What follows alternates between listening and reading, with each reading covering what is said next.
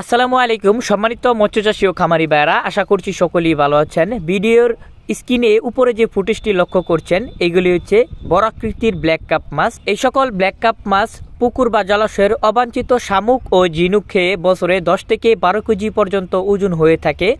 আপনারা যে সকল চাষি ভাইরা চান আপনার পুকুরে বড় আকৃতির কোনো ধরনের মাছ চাষ করতে, তারা এই সকল ব্ল্যাক কাপ মাছ চাষ করতে পারেন।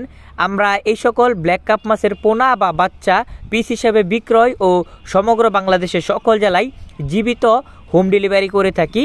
যে সকল চাষি ভাইরা চান আপনার পুকুর বা জলাশয়ে বড় আকৃতির যে কোনো ধরনের মাছ চাষ করতে, তারা এই মাছগুলোকে দেখতে পারেন।